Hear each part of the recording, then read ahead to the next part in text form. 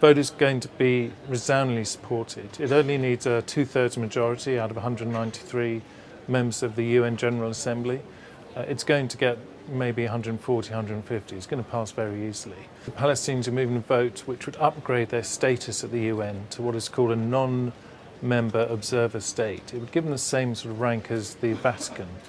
And it's often a status that has been a precursor to becoming a full state later on.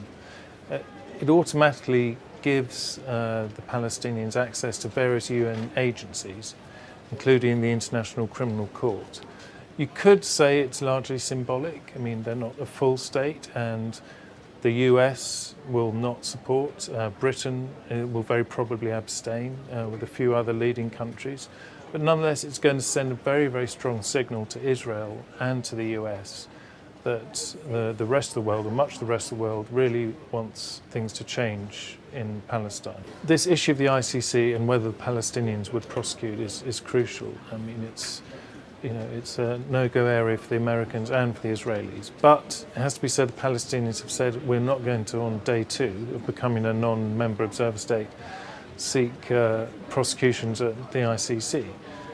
They've not made any commitment, really, and I think they're sensible enough to know that this would wreck peace talks. I think the immediate goal for Abbas and the Palestinians is to bring the Israelis back to the negotiating table. There haven't been any talks for 2 years. Palestinians are desperate. They're seeing more and more Israeli settlements being constructed on the West Bank. So in their mind, this is really their last shot at getting the Israelis back to the table. As William Hague said in Parliament today, the two-state solution, which has now been sought for 20 years, time is running out for that.